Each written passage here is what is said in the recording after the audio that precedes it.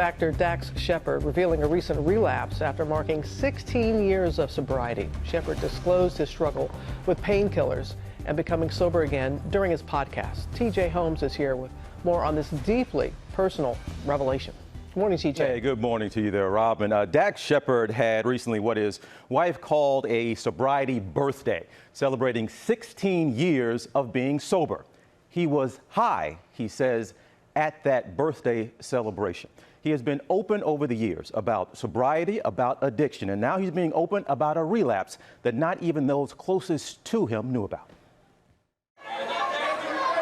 Dax Shepard, candid, opening up to reveal his recent relapse in his battle with addiction. I've known intellectually that things are going to get worse, that each encounter with it has gotten more shady and more dangerous. In a deeply personal conversation on his podcast, Armchair Expert, the Parenthood and Bless This Mess actor, I know exactly how you feel, and I can help. Tells his podcast co-host he had recently been abusing painkillers following several motorcycle and ATV accidents. He says he convinced himself he had everything under control. For the last 8 weeks, I'm on them all day. In my addicty brain, I'm like, I'm doing all the dishes and I'm being a dad, and it's feeling very manageable. And then I start lying to you pretty regularly. Shepard, with the support of his wife, actress Kristen Bell, has been very public about his struggles with alcohol and cocaine. He says he knew he needed help after lying to his friends and family. I'm gaslighting you, and I know I am, and I'm making you feel crazy, and I'm making Kristen feel crazy. And then I tell you guys everything. Yeah. And I give you the remaining stuff I have, and I say, please help me, because I'm not doing this well. Shepard says he first relapsed abusing painkillers 8 years ago following a motorcycle accident, while he was also dealing with his late father's cancer diagnosis. 8 years into sobriety, I had not done a single shady thing. There was nothing gray. I hadn't done anything gray. He says he got clean and didn't have another incident until this year. He says he was recently high earlier this month as he was celebrating 16 years sober. Bell sharing this post at the time reading, "Thank you for dedicating your life to the hard and wonderful work of sobriety so that we could share it with you."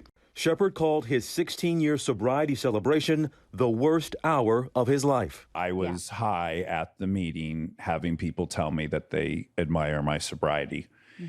And I said, it was the worst thing in the world. I'm really at that point thinking, like, this is my life on the line. Speaking out now, he says, hoping he can help others with his experience. The only thing I would hope people would hear is that, at least in my case, the outcome wasn't anything like I feared it would be.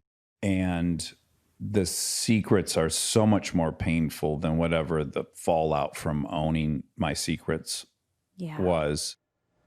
A lot of people are going to hear this message because he has a wildly popular podcast listened to by millions. Even Forbes named him one of the top 5 earners who are podcasters. And Robin, he says he's restarting now his sobriety. So as of today, it would be 14 days sober for Dax Shepard. Wow, so raw and so real.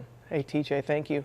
Going to bring in Dr. Jennifer Ashton with more on what we need to know about addiction, relapse, and recovery. And Jen, I still can't get over just how revealing, how transparent Dax was, and that's going to be so helpful to so many people.